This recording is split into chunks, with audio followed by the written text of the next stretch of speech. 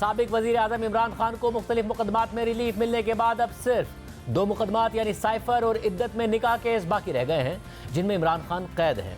और अहम बात यह है कि इद्दत केस में आज अदालत ने फैसला महफूज कर लिया है, जबकि साइफर केस में सजा के खिलाफ इस्लामाबाद हाई कोर्ट में अपील आखिरी मराहिल में है।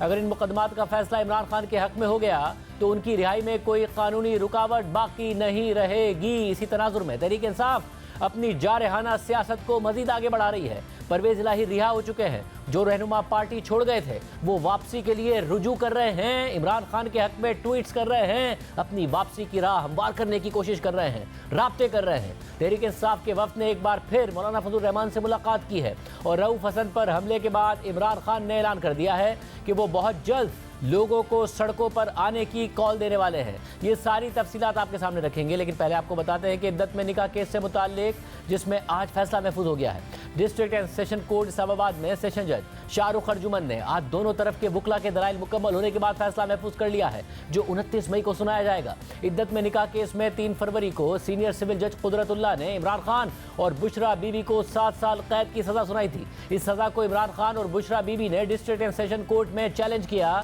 जहां दोनों तरफ के दलाइल सुनने के बाद आज अदालत ने फैसला महफूज कर लिया है, जो 29 मई को सुनाया जाएगा। दूसरी तरफ इस्लामाबाद हाई कोर्ट में इमरान खान और शाह महमूद कुरैशी की साइफर केस में सजा के खिलाफ अपीलों पर चीफ जस्टिस आमिर फारूक और जस्टिस मियां गुल हसन औरंगजेब पर मुश्तमिल 2 रुकनी बेंच ने समाअत की। FIA के स्पेशल प्रोसिक्यूटर हामिद अली शाह की जगह प्रोसिक्यूटर जुल्फिकार नकवी और इमरान खान के वकील सलमान सफदर अदालत में पेश हुए और आज की समाअत के बाद अदालत ने साइफर केस में अपीलों की समाअत 28 मई तक मुलतवी कर दी।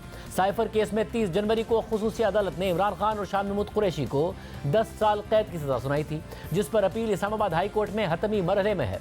इन 2 केसेस के अलावा तोशाखाना केस में 31 जनवरी को एहतसाब अदालत ने इमरान खान और बुशरा बीबी को 14 साल कैद की सजा सुनाई थी, मगर 1 अप्रैल को इस्लामाबाद हाई कोर्ट ने यह सजा मुअत्तल कर दी थी। इसके अलावा 190 million pound case Adiala jail में ज़ेर समाअत है, जिसमें 9 मजीद गवाहों से जिरा होना बाकी है, जिसके बाद हतमी दलाइल होंगे। मगर गुज़िश्ता हफ्ते 15 मई को Islamabad high court 190 million pound case में इमरान खान को जमानत दे चुकी है और अडियाला जेल में इमरान खान और बुशरा बीबी ने इस केस में ट्रायल को मामूल से हटकर ना चलाने की दरख्वास्त दी हुई है, जिस पर अदालत ने फैसला महफूज किया हुआ है और अब इस केस की समाअत 31 मई को होगी।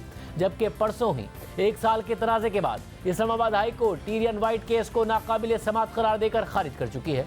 इस सूरत हाल में इमरान खान ने एक्स पर अपने बयान में कहा है कि मुल्क की तारीख के गुज़िश्ता सियाह तरीन 2 बरस के दौरान तहरीक इंसाफ को पूरी ढिठाई से बदतरीन सियासी जबर और इंतकाम का निशाना बनाया गया। हम अब तक पाकिस्तान के लिए ही निहायत सब्र और तहम्मुल का मुजाहरा करते आए हैं, मगर अब बस बहुत हो चुका। रऊफ हसन पर वहशियाना हमला निहायत इश्तियाल अंगेज़ है, जिससे साफ जाहिर होता है कि इस मुल्क का नाम निहायत ताकतवर गिरोह इख्तिलाफ राय को बर्दाश्त करने पर बिल्कुल आमादा नहीं है और मसाइल के हल पर तवज्जो देने की बजाय ऐसे बुज़दिलाना हथकंडों पर उतर आया है। अपनी कौम के लिए मेरा पैगाम है कि अब हमें इस फस्ताई माफिया के खिलाफ अमली जिद्दोजहद की तैयारी पकड़नी चाहिए। मैं अपनी मरकज़ी क़यादत, मरकज़ी सूबाई और मकामी तंजीमात, अराकीन, कारकुनान, सपोर्टर्स और अवाम समेत आप सबको हिदायत देता हूँ कि मेरी जानिब से मुल्की एहतजाज की कॉल का इंतज़ार करें। जबकि आज अडियाला जेल में इमरान खान से मुलाकात के बाद PTI रहनुमा और अपोजिशन लीडर उमर अयूब ने कहा कि इस वक्त भी फर्द वाहिद फैसले कर रहा है। ISI के सियासत में आने से इदारा कमज़ोर होगा।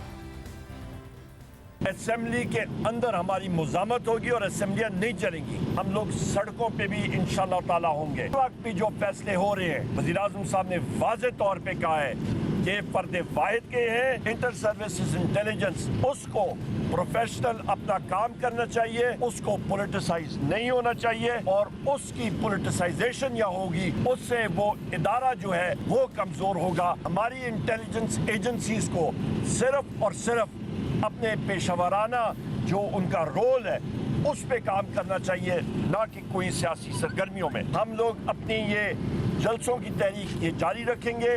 कॉल इमरान खान साहब ने कहा जिस वक्त भी वो देंगे वो उनकी सवाबदीद है और उनकी मर्जी है, जब वो देंगे वो अपना टाइम देख के और उसके मुताबिक देंगे। ये बड़ा अहम मुतालबा है, मगर ये भी अहम बात है कि खुद इमरान खान माजी में ISI को सियासत में इस्तेमाल करने का एतराफ़ कर चुके हैं। ISI के ज़रिए इत्तेहादियों को मैनेज करने का एतराफ़ कर चुके हैं। ये एतराफ़ भी कर चुके हैं कि जनरल फैज़ हमीद को इसलिए तौसीह देना चाहते थे ताकि उनके ज़रिए इत्तेहादियों को मैनेज कर सकें, अपोजिशन की तहरीक अदम एतमाद को नाकाम बना सकें। और ख़ुद मौजूदा DG ISI भी ये बता चुके हैं कि इमरान खान ने पहली ही मुलाकात में उनसे ये पूछा था कि मुल्क का सबसे बड़ा मसला क्या है, जिस पर उन्होंने जवाब दिया कि मुआशी मसाइल हैं, मगर इमरान खान अपोजिशन को सबसे बड़ा मसला समझते थे। मैंने जब खुद DGI बना तो मेरे से पूछा गया कि पाकिस्तान का नंबर 1 मसला क्या है, तो मैंने कहा सर मेरी नज़र में ये हमारे मुआशी मसाइल हैं। बहरहाल जिन्होंने सवाल पूछा वो मेरी राय से मुत्तफिक नहीं हुए, उनकी नज़र में हिज़्ब इख्तिलाफ पाकिस्तान का सबसे बड़ा मसला था। जबकि chairman PTI barrister Gauhar Khan ने ये कहा है कि क्लैश ऑफ टाइटेंस ख़त्म होना चाहिए, मुल्क की खातिर सीज़ फायर करें, हमारी तरफ से आम मुआफ़ी है, हम किसी से इंतकाम नहीं लेना चाहते। हम कहते हैं कि ये मजाक शजाक खत्म होना चाहिए, ये जो क्लैश ऑफ टाइटन है इसको खत्म करें, ये सीज फायर करें इस मुल्क के कौम के लिए। देखो मैं कह रहा हूँ ज्यादती तो हमारे साथ हो रही है। बतौर PTI चेयरमैन कोई मैसेज आज कुछ क्लियर सा मैसेज देना चाहेंगे? अगर मैंने ये क्लैश खत्म हो तो जिन्होंने करना है उनके लिए मैसेज क्या है आपका? देखो हमारे लिए मैसेज ये, हम तो सबको कहते हैं आम माफी हमारी तरफ से, हम ये नहीं कहते, हम किसी से इंतकाम नहीं लेना चाहते। खान साहब ने कहा मैं बात भी करना चाहता हूँ, तो मुल्क की खातिर, कानून की खातिर, इस मुल्क की इकानमी की खातिर, इस मुल्क की आईन की बालादस्ती लाने की खातिर हम कर रहे हैं।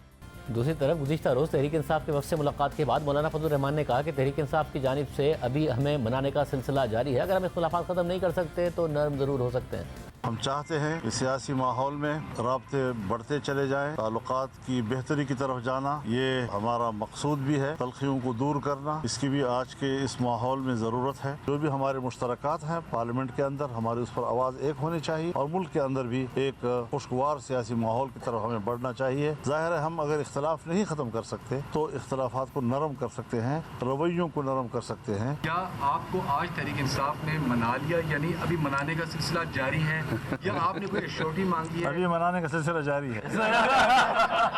और गुज़िश्ता रोज़ हमारे ही प्रोग्राम में नून लीग के सेनेटर तलाल चौधरी ये कह चुके हैं कि अगले 5 साल का सेटअप बन चुका है, PTI ने उस सेटअप को कबूल कर लिया है, वो इस सिस्टम का हिस्सा है।